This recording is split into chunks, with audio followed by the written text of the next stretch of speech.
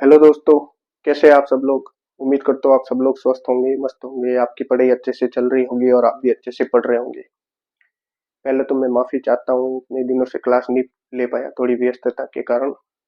लेकिन अब से आपकी क्लासेस वापस शुरू से आएगी, रेगुलर आएगी।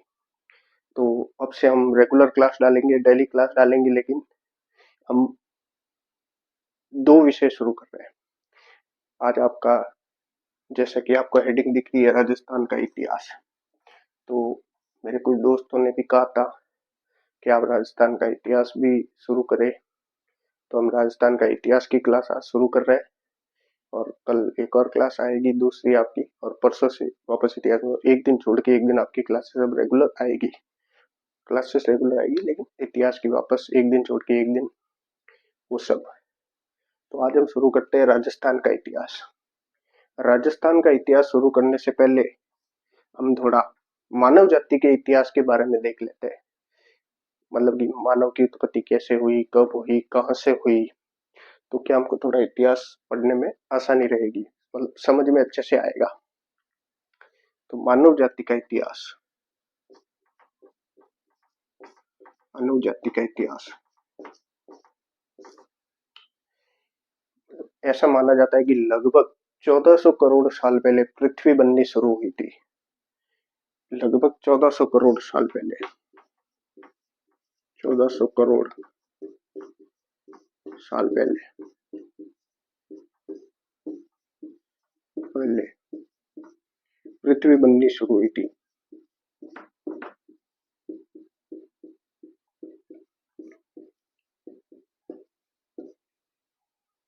और ये जो 1400 करोड़ का साल का समय है पहले का, उसको कहा जाता है बिग बैंग का काल। बिग बैंग, बिग बैंग काल, बिग बैंग का समय या काल, ये माना जाता है। ये हो गई हमारी पृथ्वी की बात, लगभग 1400 करोड़ साल पहले। लेकिन जो मानव जाति की हमारी उत्पत्ति है, वो लगभग 450 करोड़ साल पहले पहली बार जीवन में अस्तित्व में आया था। मतलब लगभग पृथ्वी पर, पृथ्वी की उम्र तो ये है लगभग 1400 करोड़ साल, और 450 करोड़ साल पहले पृथ्वी पर जीवन अस्तित्व में आया।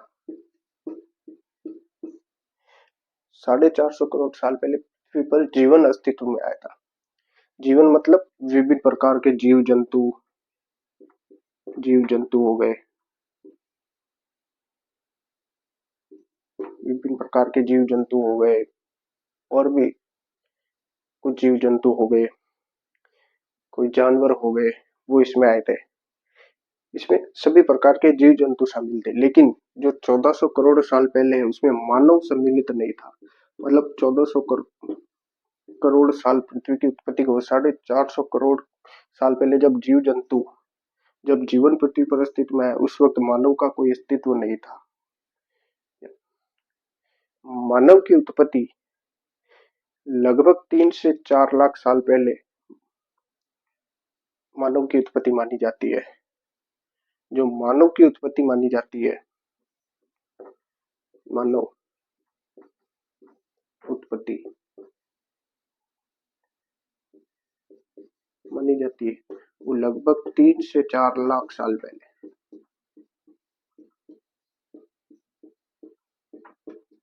3 से 4 लाख साल पहले मानव की उत्पत्ति मानी जाती है। और उसमें से भी अलग अलग स्पीशीज, अलग अलग प्रजाति के मानव थे। तो देखते हैं, ये आपको लिखना नहीं है, उतारना नहीं है, और ना इसमें से कोई सवाल आएंगे। मैं तो बस आपको इतिहास शुरू से समझ में आए उस हिसाब से मैं आपको बस बता रहा हूँ। काम की बात हम थोड़ा आगे करेंगे।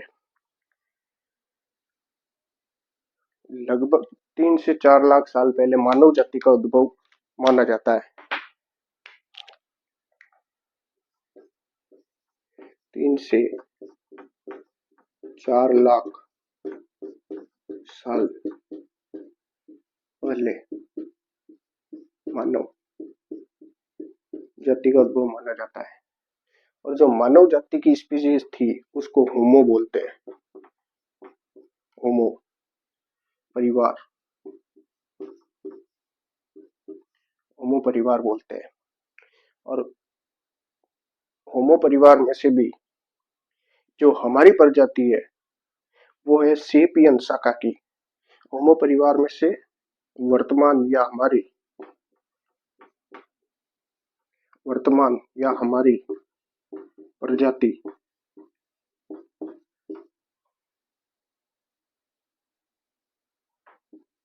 हमारी जो प्रजाति है वो सेपियंस शाखा या स्पीशीज, सेपियंस स्पीशीज या शाखा शाखा से जो हमारी वर्तमान है, जैसे हमारा मतलब मानव का वैज्ञानिक नाम क्या है, होमो सेपियंस। तो होमो हमारा परिवार है और सेपियंस है हमारी जाति या शाखा, स्पीशीज जाति हमारी सेपियंस है। और इसकी और भी कई शाखाएं थी, मतलब जो होमो परिवार था उसमें सेपियंस एक शाखा है, मतलब होमो परिवार की और भी कई शाखाएं थी। और कौन कौन सी थी देख, एक तो होमो सेपियंस थी,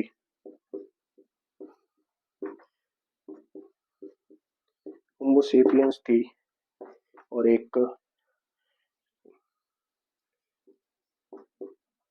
होमो होमो इलेक्टस थी, होमो इलेक्टस थी, और एक थी नियंडरथल। नियंडरथल आपने नाम सुना होगा, नियंडरथल थी। और एक और स्पीशीज थी, लगभग 4-5 स्पीशीज थी उस वक्त होमो सेपियंस मतलब होमो परिवार की। तो एक और थी ऑस्थो, थोड़ा नाम दोहरा है, मुश्किल है, ऑस्थोपेलिकस, ऑस्थोपेलिकस, ऑस्थो, एक मिनट, थोड़ा मुश्किल नाम है, ऑस्थोलोपेकसस,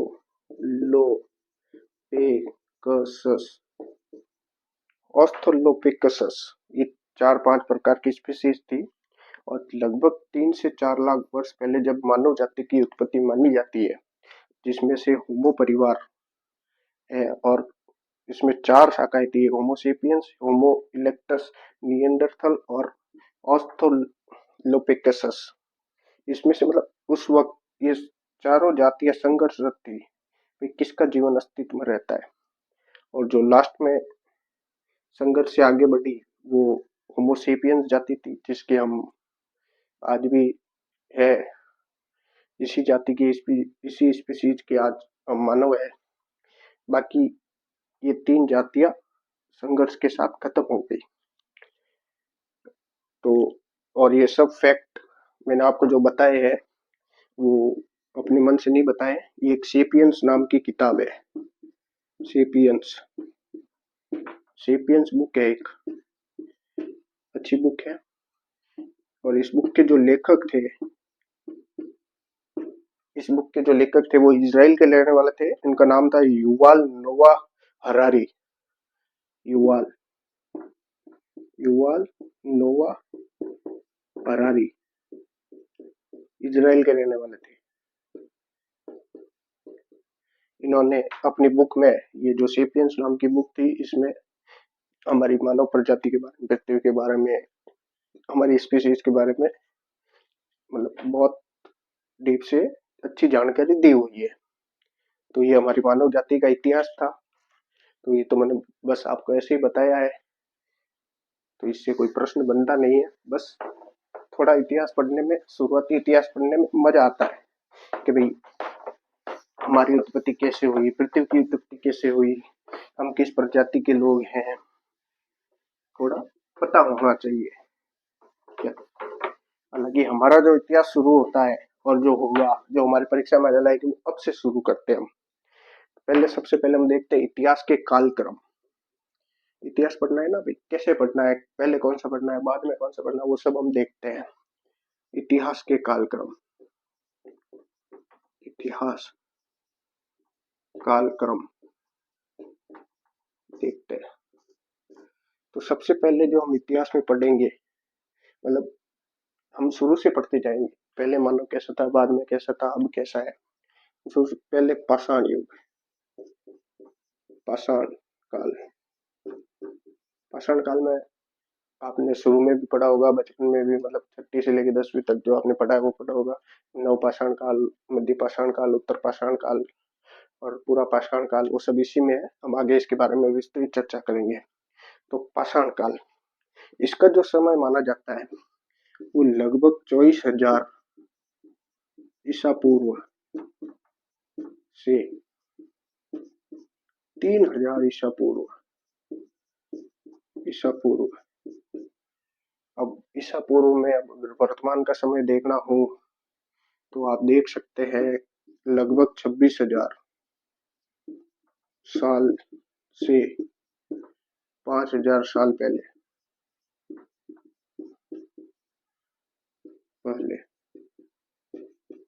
ये वर्तमान अगर समय के हिसाब से आप देखें तो ईसा पूर्व अगर किसी को समझ में ना आए तो ये इसका है। और पूरा पाषाण के बाद हम पढ़ते हैं सिंधु घाटी सभ्यता। सिंधु घाटी सभ्यता जिसमें मानव रहना सीखा था, खाना पीना, परिवार रहना, संयुक्त रहना, वो सब सिंधु घाटी सभ्यता। इसको हड़प्पा सभ्यता भी बोलते हैं। हम इसके बारे में आगे चर्चा करेंगे। इसके बाद जो समय आया था वो था वैदिक काल। वैदिक काल जो सिंधु घाटी सभ्यता है उसका समय माना जाता है लगभग 2350 ईसा पूर्व से 1750 ईसा पूर्व। ईसा पूर्व से 1750 ईसा पूर्व। और वैदिक काल के बाद हम पढ़ेंगे महाजनपद काल।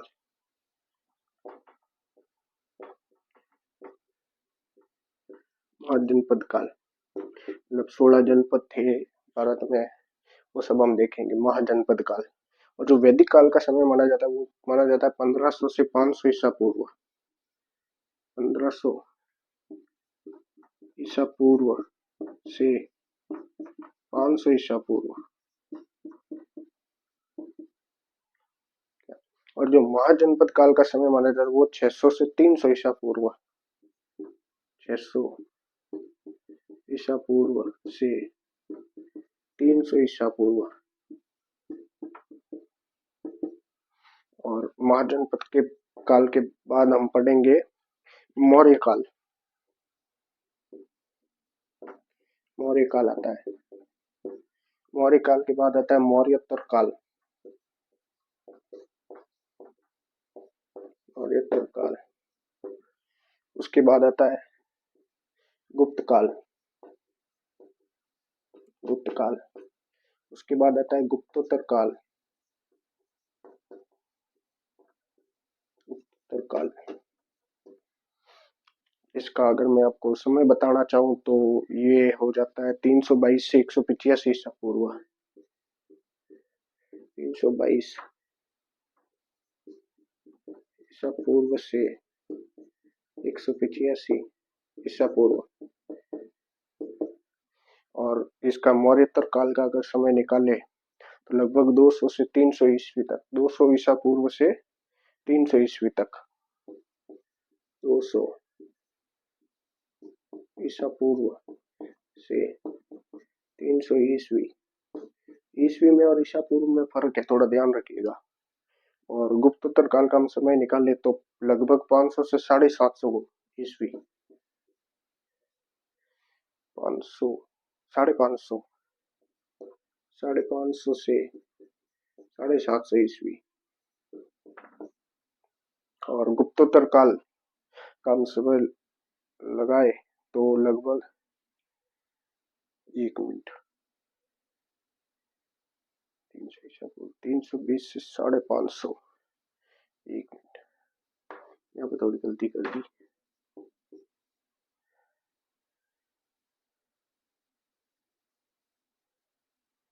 550 500 ईस्वी तक, 350 से 500 ईस्वी तक। मौर्योत्तर काल, मौर्योत्तर काल 200 से 200, एक मिनट एक मिनट एक मिनट, 200 ईसा पूर्व, 200 ईसा पूर्व से 300 ईस्वी, और 320 से 550, सॉरी यहाँ पे गलती हो गई, 320 से 550 ईस्वी तक, और गुप्तोत्तर काल में हम 550 से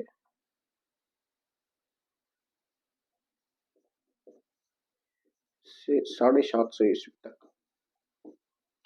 और इसके बाद जो हमारा समय आ जाता है गुप्तोत्तर काल के बाद जो हमारा समय आता है, इसको थोड़ा नीचे से देख लीजिएगा। इसके बाद आता है विकेंद्रीकरण या सामंतवाद। विकेंद्रीकरण या सामंतवाद क्या, ये थोड़ा देख लीजिएगा आप।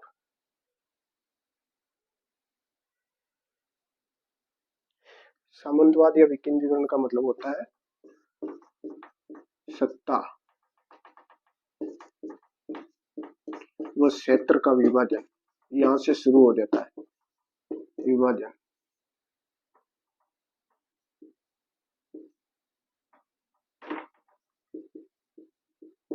सत्ता व क्षेत्र का विभाजन।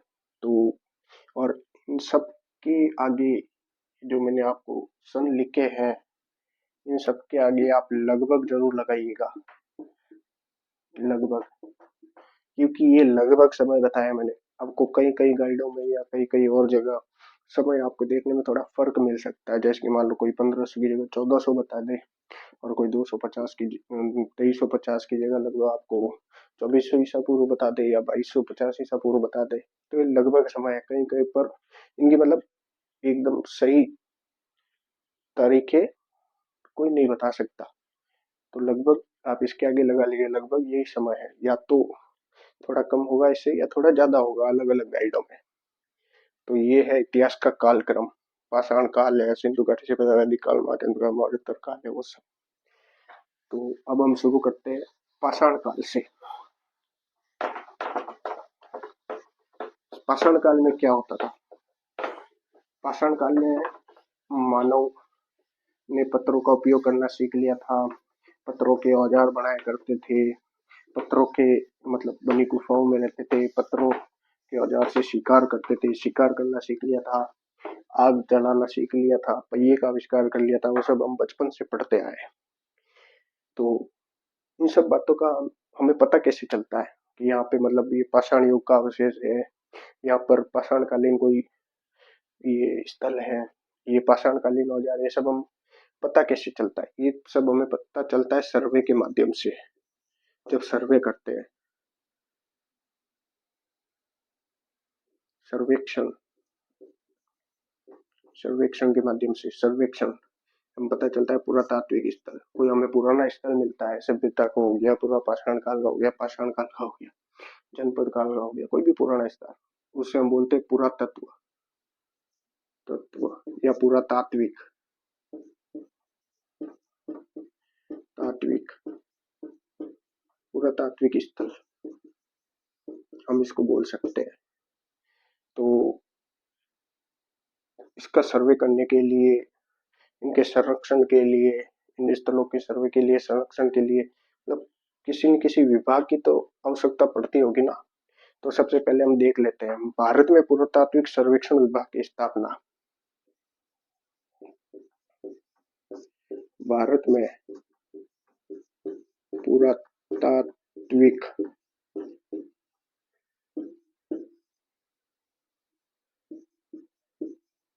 सर्वेक्षण विभाग की स्थापना, इसकी स्थापना हुई थी लगभग 1861 में, 1861 में हुई थी। ये स्थापना की थी अलेक्जेंडर कनिंघम ने।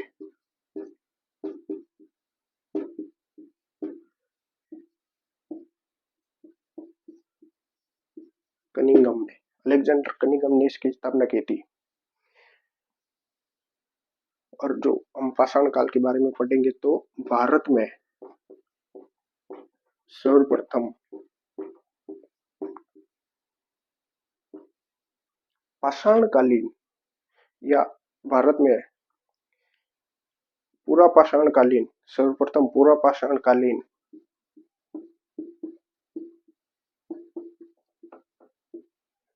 पूरा पाषाणकालीन पूरा पाषाण औजारों की खोज किसने की थी?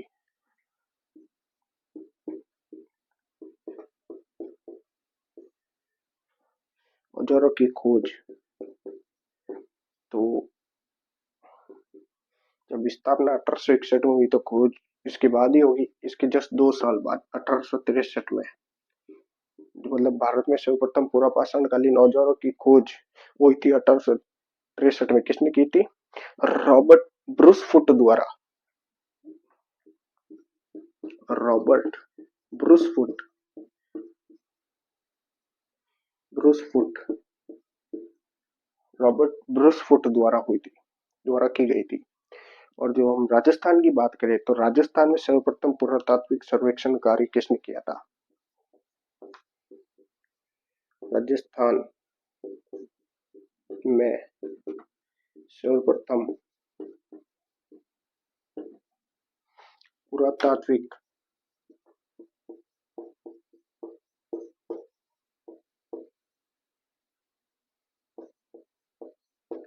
सर्वेक्षण कार्य, राजस्थान में जो सर्वप्रथम पुरातात्विक सर्वेक्षण कार्य हुआ था वो था 1871 में, इसके जस्ट 10 साल बाद 1871 में। ये किसके द्वारा किया गया था? ACL कार्लाइल, एक वैज्ञानिक थे। ACL या पुरातात्विक बोल सकते हैं हम, ACL कार्लाइल ने राजस्थान में सर्वप्रथम पुरातात्विक सर्वेक्षण कार्य किया था। क्या कार्य किया था इन्होंने दौसा से, मतलब पाषाण युग औजार और मानव अस्थियों की खोज की थी। कहां से? दौसा से। तो ये सवाल बन सकता है, थोड़ा ध्यान रखिएगा। दौसा से पूरा पाषाण काल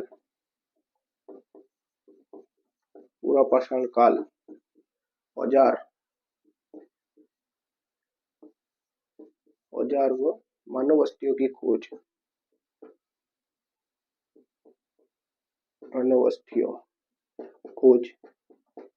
की थी।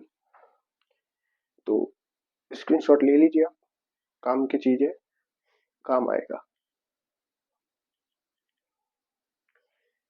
भारत में पुरातात्विक सर्वेक्षण विभाग की स्थापना 1861 अलेक्जेंडर कनिंघम द्वारा। और भारत में सर्वप्रथम पूरा पाषाणकालीन औजारों की खोज 1863 रॉबर्ट ब्रूसफुट द्वारा। और राजस्थान में सर्वप्रथम पुरातात्विक सर्वेक्षण कार्य जो किया था वो किया था 1871 में ACL कार्लाइल द्वारा। क्या खोजा था इन्होंने? दौसा से पूरा पाषाणकालीन औजार व मानव अस्थियों की खोज की थी इन्होंने। तो अब हम पढ़ते हैं पाषाण युग के बारे में। और पाषाण युग के बारे में भी हम सिर्फ राजस्थान के बारे में पढ़ेंगे, क्योंकि हमारा विषय है राजस्थान का इतिहास। तो राजस्थान के इतिहास में मतलब पाषाण युग से आज तक जो जो सवाल आए हम उसको भी देखते हुए चलेंगे, और पूरे डिटेल्स वाइज पूरे एक एक टॉपिक को हम देखते हुए चलेंगे। सबसे पहले पाषाण काल या पाषाण युग। पाषाण युग पाषाण युग को हम, और मतलब समय कब का है अभी बताया था मैंने, 24,000 ईसा पूर्व से 3,000 ईसा पूर्व को जो समय है वो है पाषाण युग का।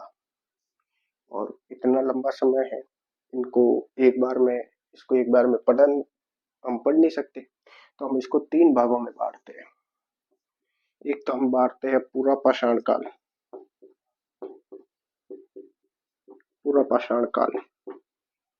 एक हम बांटते हैं मध्य पाषाण काल, मध्य पाषाण काल, और एक हम बांटते हैं उत्तर पाषाण काल।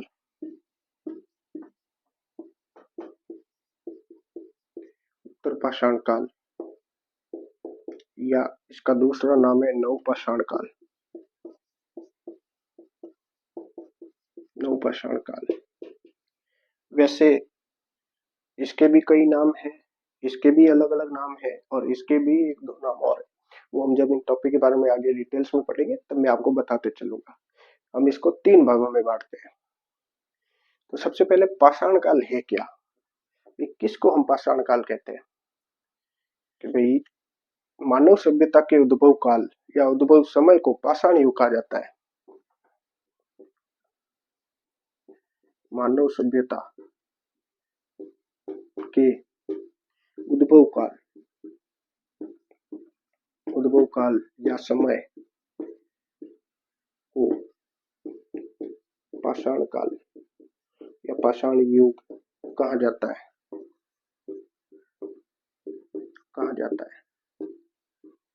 तो 24,000 ईसा पूर्व से 3,000 ईसा पूर्व तक मानव किन किन परिस्थितियों में रहा, किन किन परिस्थितियों से उभरा, कैसे वो आज के समय में पहुंचा, आधुनिक समय में, तो इसके बारे में हम विस्तृत चर्चा करेंगे। पहले पूरा पाषाण काल पहले कैसा था, मध्य पाषाण काल में कैसा था, उत्तर नव पाषाण काल में कैसा था।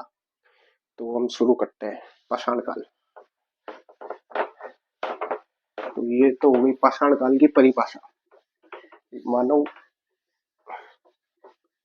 जीवन के उद्भव काल को पाषाण, ये थोड़ा समय ध्यान रखिएगा, पाषाण युग का 24,000 ईसा पूर्व से 3,000 ईसा पूर्व। तो अब हम पढ़ते हैं पूरा पाषाण काल। पहला टॉपिक है हमारा पूरा पाषाण काल। पूरा पाषाण काल, तो पूरा पाषाण काल, इसको आप पूर्व पाषाण काल भी बोल सकते हो। मतलब जो पाषाण युग है उससे पहले शुरुआत का दौर पूर्व पाषाण काल। और इसका समय क्या है, 24,000 से ईसा पूर्व से 3,000 ईसा पूर्व नहीं, वो तो पूरे पाषाण काल का था। ये पूरे पाषाण काल का जो युग है जिसको हमने तीन भागों में बांटा था, ये उसका शुरुआती भाग है। तो इसका समय क्या होगा, तो सबसे पहले तो 24,000 ईसा पूर्व ही होगा, क्योंकि शुरुआती समय है। 24,000 ईसा पूर्व से जो इसका समय है वो है 12,000 ईसा पूर्व तक। 12,000 ईसा पूर्व तक का जो मानव था, मानव की जो गतिविधियां थी, वो पूरा पाषाण काल या पूर्व पाषाण काल के अंतर्गत आती थी। और चलिए इस बारे में हम विस्तृत चर्चा करते हैं। भाई इस युग राजस्थान में, साथ साथ लिखते जाइएगा, और यहाँ से कई बार सवाल भी बने हैं। राजस्थान में पूरा पाषाण काल, पूरा पाषाण काल के जो सर्वप्रथम अवशेष खोजे थे, पूरा राजस्थान में पूरा पाषाण काल के सर्वप्रथम अवशेष खोजे थे, वो खोजे थे 1870 में। ध्यान रखिएगा, 1870 में सर्वप्रथम किसने खोजे थे, सीए हैकेट द्वारा। हैकेट, सीए हैकेट ने। जयपुर और इंद्रगढ़ दो स्थान है, एक तो है जयपुर, जयपुर और इंद्रगढ़। इंद्रगढ़ से हस्तकुटार खोजी थी इन्होंने, पूरा पाषाण युग की पत्थर से बनी हस्तकुटार खोजी थी। जयपुर और इंद्रगढ़ से, इंद्रगढ़ कहाँ पे पड़ता है, बूंदी में। बूंदी में इंद्रगढ़ से, जयपुर और इंद्रगढ़ से इन्होंने हस्तकुटार, हस्तकुठार, हस्तकुटार को इंग्लिश में आपको वहां पे देखो मिल सकता है हैंड एक्स, हैंड एक्स। और अगर इसको राजस्थानी भाषा में, मारवाड़ी भाषा में कहे तो कुल्हाड़ी, कुल्हाड़ी क्या पत्थर से बनी, पत्थर से बनी। और ये सवाल कई बार पूछा जा चुका है। ये सवाल किसी न किसी परीक्षा में किसी न किसी रूप में पूछा ही जाता है। पिछली बार ये पूछा गया था कि राजस्थान में जयपुर और इंद्रप्रस्थ से बनी हस्तकुटार किसने खोजी थी, सीए हैकेट ने, ऐसे पूछा था। और ये थोड़ा ध्यान रखिएगा। और ये जो काल है पूरा पाषाण काल, ये मानव सभ्यता के विकास का प्रथम स्तर है। मानव सभ्यता मानव सभ मानव सभ्यता के विकास का प्रथम स्तर, शुरुआती स्तर मानव सभ्यता के विकास का प्रथम स्तर है। और पूरा पाषाण काल का जो सबसे प्राचीन स्थल है राजस्थान में, वो है डीडवाना। ये ध्यान रखना, सबसे प्राचीन स्थल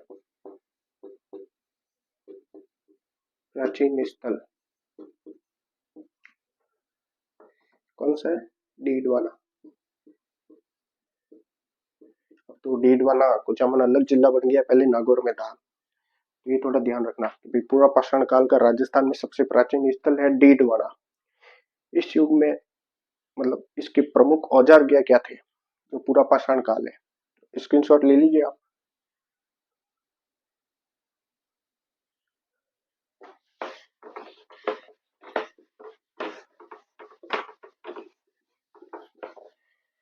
इस युग के प्रमुख औजार कौन कौन से, वो हम देखते हैं कि भाई जो मानव था वो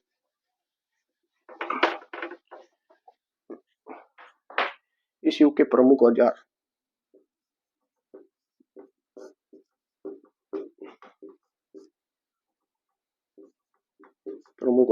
एक तो मैंने आपको अभी बता दिया, हस्तकुटार,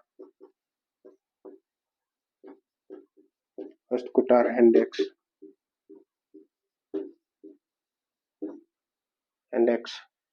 और एक चापर हो गया, चापर ये भी कोई औजार आता है, मुझे इस बारे में थोड़ा जानकारी है नहीं। चापर या इसको सल्कन भी बोलते हैं, सल्कन पता नहीं कैसा आता है, मैंने तो आज तक देखा नहीं है। और गड्ढासा भी इसका प्रमुख औजार था। गड्ढासा को आप बोल सकते हो लाइक फरसा टाइप, फरसा जो परशुराम जी रखते हैं ना फरसा, वो वैसा फरसा। गड्ढासा को आप फरसा भी बोल सकते हैं। इस युग के प्रमुख औजार थे। और एक बात इसमें और है, यहाँ से भी कई बार प्रश्न आया हुआ है कि इस युग के साक्ष्य कहाँ कहाँ से मिले थे। एक तो इसका सबसे प्राचीन स्थल कौन सा है, डीडवाना। ये आपसे सवाल बनने लायक है। और दूसरा हमने पढ़ा था कि जयपुर और इंद्रगढ़ यहाँ से हस्तकुटार खोजी थी सीए हैकेट ने। तो एक तो डीडवाना यहाँ का स्थान हो गया, जयपुर हो गया, इंद्रगढ़ हो गया। और एक बात याद रखना, यहाँ मतलब झालावाड़ से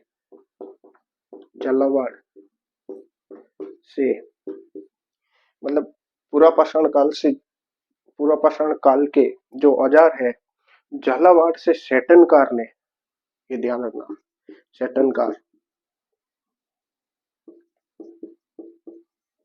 सेटनकार ने और जालोर से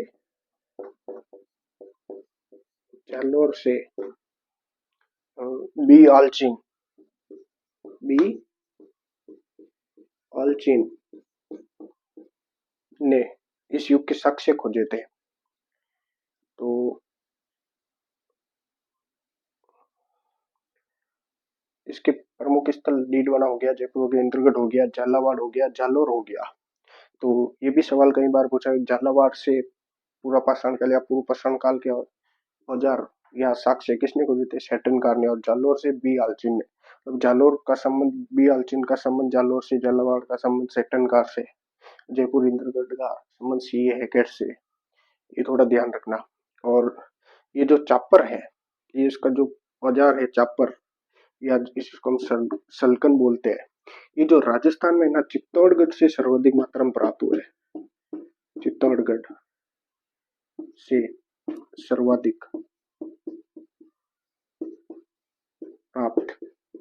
ये भी सवाल पूछा हुआ है पिछली किसी किसी परीक्षा में कि पूर्व पाषाण कालीन चापर नामक औजार राजस्थान में सर्वाधिक कहाँ से प्राप्त हुए? चित्तौड़गढ़ से। तो ये भी थोड़ा सवाल आया हुआ है। और ये हमारा पूर्व।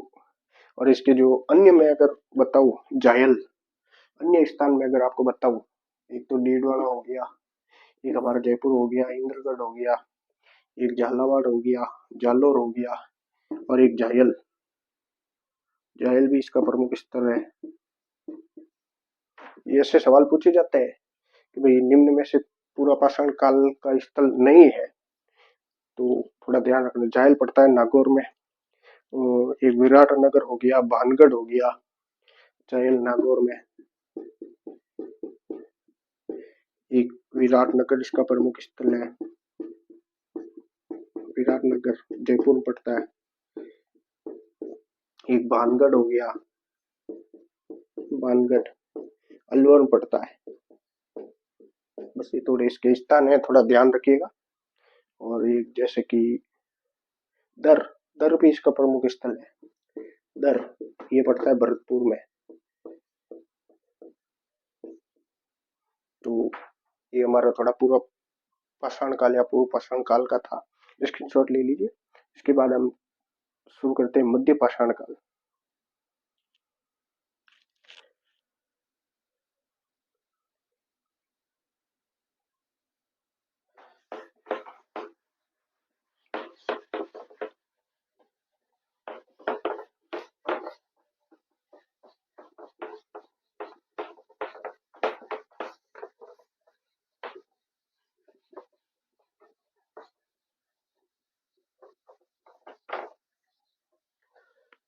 इसके बाद हम शुरू करते हैं मध्य पाषाण काल।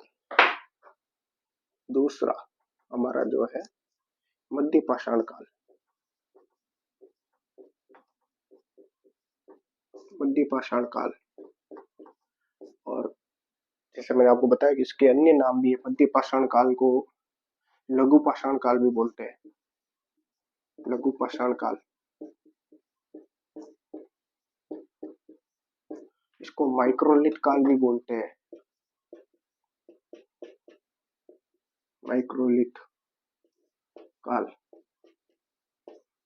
और इसका एक नाम और है, इसको मेसोलिथिक काल भी बोलते हैं।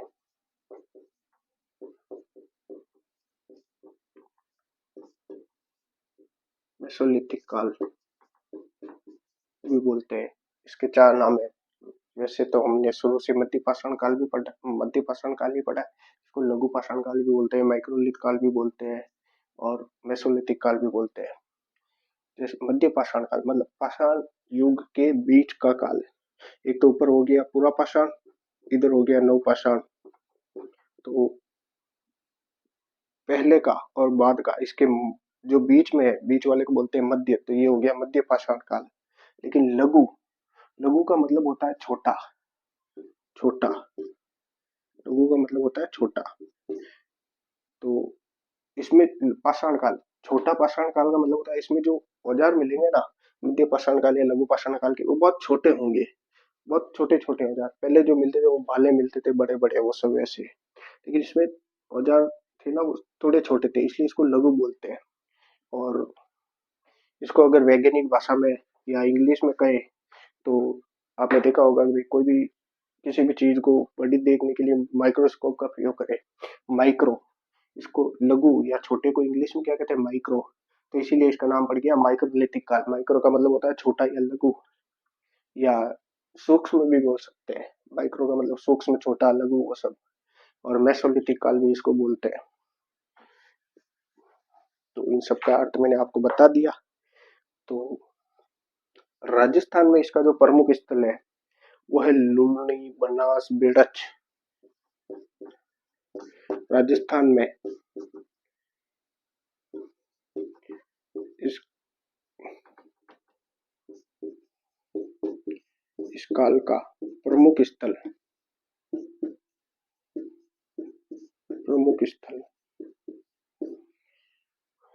वो है लूनी, बनास, बेड़च आदि नदियों के किनारे।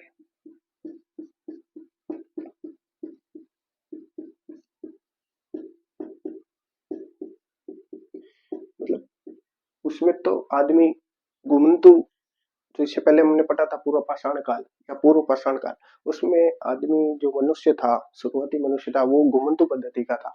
वो कहीं एक जगह पे नहीं रहते थे, यहाँ से वहां से यहाँ घूमते रहते थे वो। लेकिन जब मध्य पाषाण काल का युग आया, इसका जो समय है वो मैंने बताया था लगभग 24,000 ईसा पूर्व से 12,000 ईसा पूर्व। तो ये 12,000 ईसा पूर्व से 10,000 ईसा पूर्व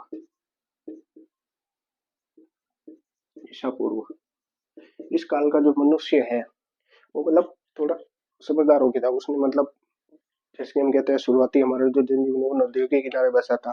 तो वो इसी काल में मनुष्य है ना नदियों के किनारे आके बसना शुरू हुआ था।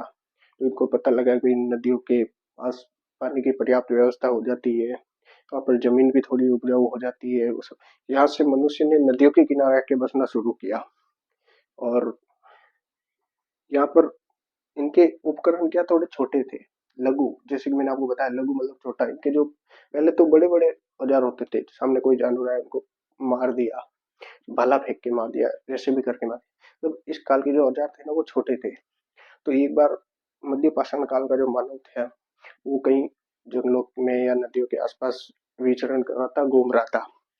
तो उसको वहां पर कोई जानवर दिखा, उसको खाने की थोड़ी इच्छा हुई। तो जैसे ही उसने शिकार करने के लिए उस जानवर के ऊपर इस काल का जो छोटा औजार होता था उसको उस जानवर के ऊपर फेंका। जानवर तो आपको पता है तेजी से भागता है। तो उसने उस जानवर के ऊपर उस औजार को फेंका। तो वो औजार उस जानवर को तो नहीं लगा, जानवर भाग गया। तो उसके जानवर के पीछे जस्ट बड़ी एक पत्थर था, चट्टान थी। तो वो छोटा सा पत्थर का बना हुआ औजार उस चट्टान के पास जाके लगा। तो उसमें से चिंगारी उत्पन्न हुई, चिंगारी जल की। और जो पत्थर के आसपास आप देखोगे भाई कोई कभी कभी सूखी घास इकट्ठा हो जाती है या घास सूख जाती है तो पत्थर के आसपास इकट्ठा हो जाती है, क्योंकि हवा आती है ना। तो वो पत्थर के सहारे से वहीं पे पड़ी रह जाती है, उड़ती नहीं है। तो उस चिंगारी की वजह से उस घास में आग लग गई। तो जब इस काल के मानव ने आग का प्रयोग पहली बार किया था, आग का प्रयोग सीखा था प्रथम बार, तो उसने लगा उसे लगा इस काल के मानव को बोले, ये नई चीज क्या है। तो उसमें उसने हाथ डालना चाहा, मतलब देखना चाहा छू के। कोई हम पहले किसी भी चीज को छू के देखते हैं ना, ये क्या है कैसी है। उसने हाथ डालना चाहा तो उसे अजीब सा महसूस हुआ।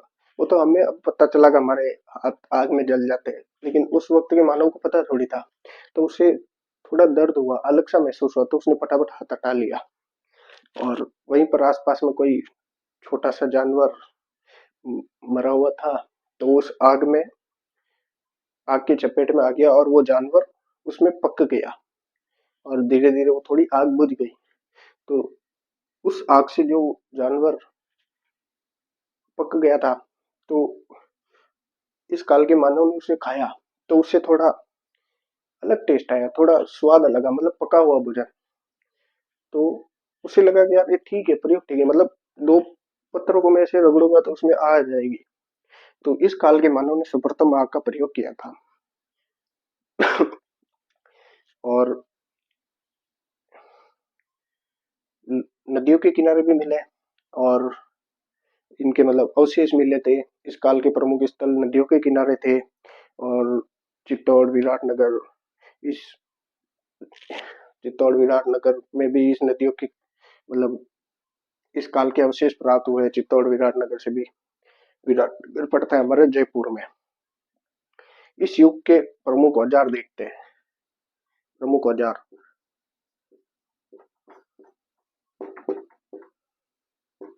प्रमुख औजार देखते हैं। इसमें एक स्केपर होता था, मतलब एक तरह का औजार है स्केपर। मेरे तो ये सब नहीं देखे हुए हैं। अगर आप में से किसी के देखे हुए हो तो मुझे इसमें टेलीग्राम लिंक दिया हुआ है वीडियो के नीचे, आप मुझे टेलीग्राम पर फोटो भेज दीजिएगा, मैं भी देख लूँ। एक स्केपर होता था, एक पॉइंटर होता था, पॉइंटर, और एक ब्लेड, ट्राइएंगल। ब्लेड का आविष्कार ये लोग जानते थे, ब्लेड का उपयोग करना। ट्राइएंगल जानते थे, ट्राइएंगल, ट्राइएंगल के बारे में ये जानते थे। ये मतलब इनके औजार थे, और पत्थर से बने औजार थे ये, पत्थर से बने औजार थे। लेकिन इस काल के जो औजार थे, ये जो जो भी औजार थे, ये स्केपर हो गया, पॉइंटर हो गया, ब्लेड हो गया, ट्रायंगल हो गया, ये औजार बहुत छोटे थे, छोटे। ये औजार बहुत छोटे थे और हल्के थे, बहुत छोटे और हल्के थे। तो इसीलिए इन औजारों को माइक्रो की संज्ञा दी गई। माइक्रो, माइक्रो उपकरण, माइक्रो उपकरण छोटे और हल्के होने के कारण इस काल के औजार को माइक्रो उपकरण की संज्ञा दी गई, और इसी के कारण इसको माइक्रोलिथिक काल कहा जाता है। औजार छोटे और हल्के होने के कारण इस काल को माइक्रोलिथिक काल कहा जाता है। और सबसे बड़ी बात, इस युग के लोग, इस समय के लोग, इस समय के लोग पशुपालन से परिचित थे, पशुपालन जानते थे। मतलब गाय, भैंस, घोड़ा, भेड़, बकरी, ये सब पालते थे इस समय के लोग। और इस युग के लोग सबको जलाते नहीं, दफनाते थे।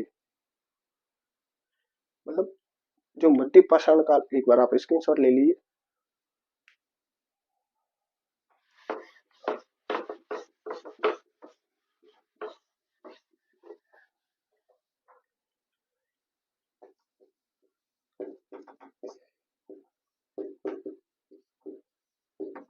इस काल के लोग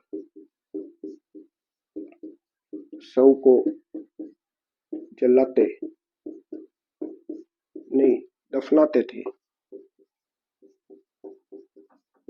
दफनाते थे। अब आप कहोगे ऐसा वैसा थोड़ी होता है, आपको कैसे पता? क्योंकि इस समय की है ना, आयताकार और गोलाकार में कब्रें मिली है इस समय की, आयताकार और गोलाकार।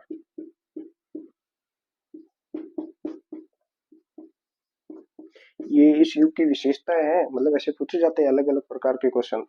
कब्रें मिली है, कब्रें मिली। और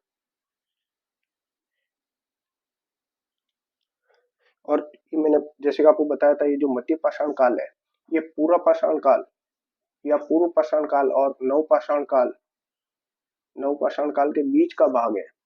तो इस मध्य पाषाण काल को पूर्व पाषाण काल व उत्तर पाषाण काल के बीच का संक्रमण काल कहते हैं। क्या कहते हैं? संक्रमण काल, संक्रमण काल, संक्रमण काल कहते हैं। और ये इनकी विशेषताएं है। और इसके बाद है नवपाषाण काल। लेकिन इसके प्रमुख स्थल देख लेते हैं हम। मध्य पाषाण काल के प्रमुख स्थल,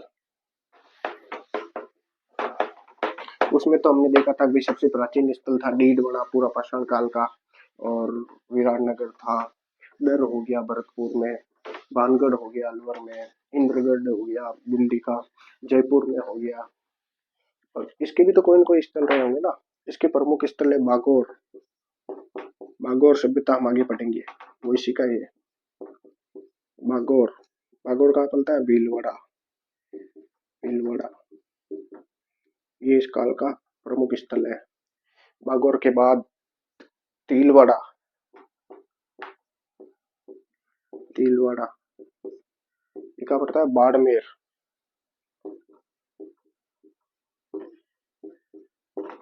और ये देखो शुरुआती समय में ही हमारा नाम आ गया, मतलब पहले एक और देख लेते हैं, विराटनगर। विराटनगर कहाँ पड़ता है? जयपुर। और एक धनेरी, धनेरी भी इसका स्थान है, धनेरी इस काल का स्थान है। और एक हमारी मेहंदी नगरी, जो इतिहास के शुरुआती पन्नों में ही जगह मिल गई, सोजत सिटी, जहाँ का मैं निवासी हूँ, जहाँ से भी आप सबकी क्लास ले रहा हूँ, ये पड़ता है पाली में। क्या? पाली जिला, इसको मेहंदी नगरी भी बोलते हैं, सूरत की मेहंदी प्रसिद्ध है। तो ये इस काल के प्रमुख स्थल है। तो इसमें सवाल पूछा हुआ है कि निम्न में से कौन से स्थल मध्य पाषाण काल के प्रमुख स्थल है या मध्य पाषाण काल के स्थलों को इंगित करते हैं। तो उसमें 4 ऑप्शन थे, उसमें ए और बी। ये तिलवाड़ा ऑप्शन था और सोजत ऑप्शन था, दोनों ऑप्शन थे उसमें। और बागौर, जैसे कि मैंने आपको बताया, बागौर सभ्यता हम पढ़ेंगे, तो ये सभ्यता का प्रमुख स्थल है। मतलब सबसे ज्यादा अगर कोई औजार हो गया वो, या मानो इस समय में का पर सर्वाधिक इसके स्थल मिले बागौर में, औजार वगैरह वो सब। मतलब राजस्थान में मध्य पाषाण कालीन संस्कृति का प्रतिनिधित्व करने वाली बागौर सभ्यता है। यह स्थल बनास की एक सहायक नदी कोठारी नदी के किनारे है। कहाँ पर है ये? कोठारी नदी, कोठारी नदी। तो ये थोड़ा ध्यान रखना कि ये सवाल पूछा हुआ है कि राजस्थान में मध्य पाषाण कालीन संस्कृति का प्रतिनिधित्व करने वाली एकमात्र सभ्यता बागौर। क्या? और इसके बाद हम पढ़ते हैं, आप स्क्रीनशॉट ले लीजिए।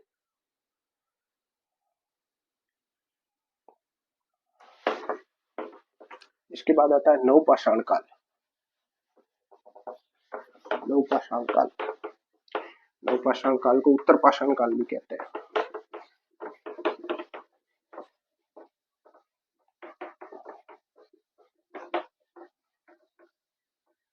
और मध्य पाषाण काल का जो समय था वो 12,000 से 10,000 ईसा पूर्व था। तो इसका समय क्या होगा?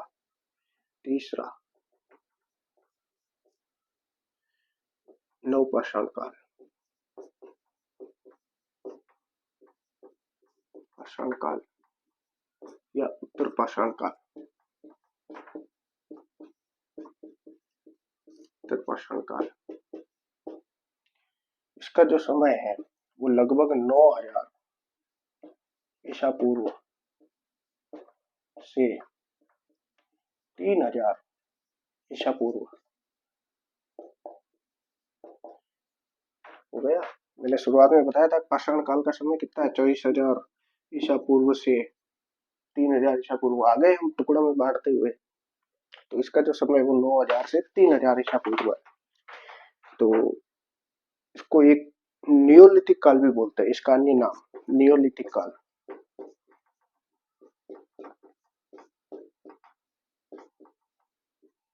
नियोलिथिक काल।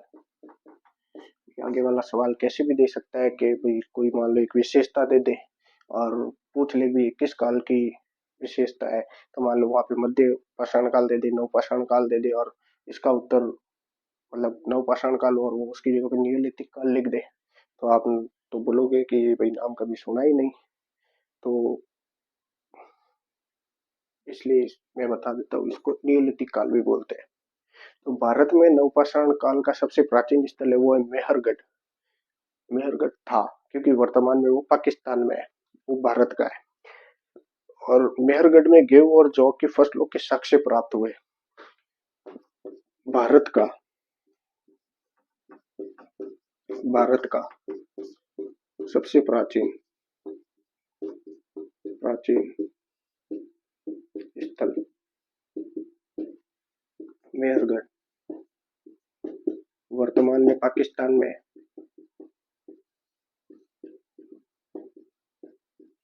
और यहाँ से गेहूं और जौ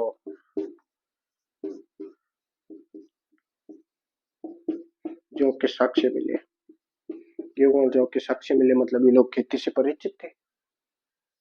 पता चल रहा है, लेकिन हमें इससे मतलब है नहीं, क्योंकि ये पाकिस्तान में है और यहाँ पे बात की बात है कि हमें तो राजस्थान का पढ़ना है, तो राजस्थान का देख लेते हैं। तो सबसे जो इस युग की महत्वपूर्ण बात है वो है, इस युग में मानव ने खेती का कार्य प्रारंभ कर दिया था। मानव ने खेती का कार्य प्रारंभ कर दिया था। ये इस युग की सबसे महत्वपूर्ण बात है। मतलब मध्य पाषाण काल में क्या था कि उसने पशुपालन सीख लिया था, और नव पाषाण काल में उसने खेती भी सीख ली थी। और इस युग में बढ़ई, कुम्हार, रंगरेज आदि व्यवसाय शुरू हो गए थे। मतलब 9000 साल पहले बढ़ई, कुम्हार, रंगरेज, कपड़ों को रंगने वाले रंगरेज आदि व्यवसाय शुरू हो गए थे। आदि व्यवसाय शुरू हो गए थे इस काल में, नवपाषाण काल में। और इस युग में मानव घर बनाकर एक परिवार के रूप में रहने लगा। मानव, ये भी विशेषता है, 9000 साल पहले जब लोगों को कैसे रहना है, कहाँ रहना है, वो नहीं पता था दूसरी जगह की सभ्यताओं को, लोगों को। वहां पर 9000 साल पहले हमारे राजस्थान और भारत की सभ्यता ने घर बनाकर रहना शुरू कर दिया था। घर बनाकर वह साथ परिवार रूप में रहने लगे। और इस युग के जो प्रमुख स्थल है वो जहाजपुर हो गया, देवली टोक, जहाजपुर, देवली, अमीरगढ़, ये सब कहाँ पड़ते हैं। एक मिनट आप स्क्रीनशॉट ले लिए, फिर मैं इसके प्रमुख स्थल बता देता हूँ।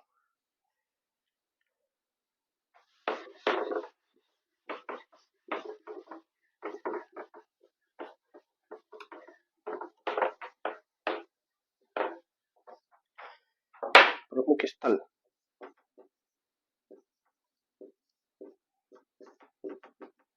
प्रमुख स्थल अमीरगढ़, अमीरगढ़ हो गया, जहाजपुर, देवली हो गया, कहाँ पड़ता है, टोंक, ये इसके प्रमुख स्थल थे। और गिलुंड हो गया, और कहाँ पड़ता है, राजसमंद, गिलुंड, ये भी राजसमंद में पड़ता है। ये भी नवपाषाण काल का प्रमुख स्थल रहा है, गिलुंड। और इसके बाद बरनी हो गया, बरनी भी कहाँ पड़ता है, टोंक में, टोंक में बरनी। तो ये इसके थोड़े प्रमुख स्थल है, ध्यान रखना। और वर्तमान में जो राजस्थान की जनसंख्या का एक बड़ा भाग है, जो राजस्थान की जनसंख्या है लगभग 5.83 करोड़ के लगभग जनसंख्या है राजस्थान की। उसमें मतलब राजस्थान की जनसंख्या का एक बड़ा भाग उत्तर पाषाण कालीन, ये जो उत्तर पाषाण कालीन है 9000 वर्ष पहले का, 9000 से 3000 ईसा पूर्व के लगभग समय का जो समय है, तो राजस्थान की जनसंख्या का एक बड़ा भाग उत्तर पाषाण कालीन प्रोटो ऑस्ट्रोलॉइड लोगों का है। प्रोटो ऑस्ट्रोलॉइड एक तरह की स्पीसीज बोल सकते हैं हम, भी लिख के बता देता हूँ आपको।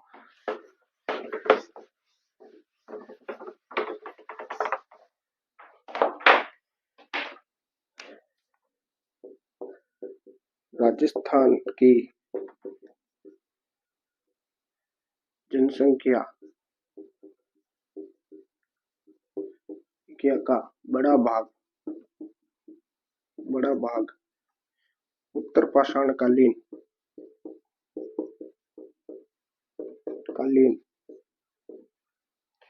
Proto Australoid proto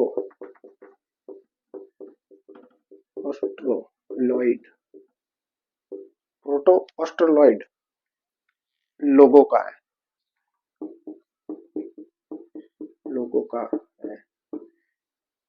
proto Australoid मुझे भी नहीं पता क्या है, लेकिन कोई स्पीशीज होगी, जाति होगी मानव की। तो मतलब वर्तमान में जो राजस्थान की जनसंख्या का बड़ा भाग है वो प्रोटो ऑस्ट्रेलॉइड लोगों का है। ये सवाल पूछा हुआ है क्या। और इसमें भी भील, मीणा, मेवाड़, सिरोही की आदिम जातियां शामिल है। ये जो प्रोटो ऑस्ट्रेलॉइड है और बड़ा भाग उत्तर पश्चिम के प्रोटो ऑस्ट्रेलॉइड लोगों का है। इसमें कौन कौन है? भील, मीणा, ये लोग भील, मीणा तथा मेवाड़ व सिरोही की आदिम जातियां। भील, मीणा व मेवाड़ व सिरोही की आदिम जातियां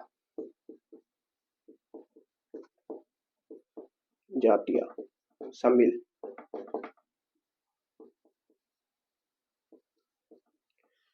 शामिल मतलब जो राजस्थान की भील, मीणा वो मेवाड़ व सिरोही की जो आदिम जाति है वो लगभग राजस्थान की जनसंख्या में उत्तर पश्चिमकालीन प्रोटो ऑस्ट्रेलॉइड लोगों का है। तो और इसमें एक बात ध्यान रखना कि जो पाषाण युग है 24,000 से 3,000 ईसा पूर्व, पाषाण युग 24,000 से 3,000 ईसा पूर्व है। जो इसमें मतलब जो सब औजार थे ना वो पत्थरों से बने थे। पत्थरों से बने औजार को क्या कहा जाता था? ये सवाल पूछा। पत्थरों से बने औजार औजार पेबुल कहलाते थे। ध्यान रखना, पेबुल। इनको पेबुल कहा जाता था। पत्थरों से बने औजारों को पेबुल कहा जाता था। तीखे औजार कह दो या पत्थरों से बने औजार, पेबुल कहते थे इनको। तो आज के लिए बस इतना ही। हमारा पाषाण युग राजस्थान के संदर्भ में, भारत का आप अगर पढ़े तो बहुत लंबा है, उसके लिए 3-4 क्लासेस भी कम पड़ती है। लेकिन राजस्थान के संदर्भ में जो हमारे परीक्षा के लिए महत्वपूर्ण है वो इतना ही है। तो आज की क्लास हम यहीं पे खत्म करते हैं। धन्यवाद। कल हम सभ्यताएं शुरू करेंगे। राजस्थान की जो सभ्यता है प्रमुख सभ्यता वो शुरू करेंगे। धन्यवाद। हमारे साथ बने रहे। चैनल को लाइक करें, सब्सक्राइब करें, कमेंट करें।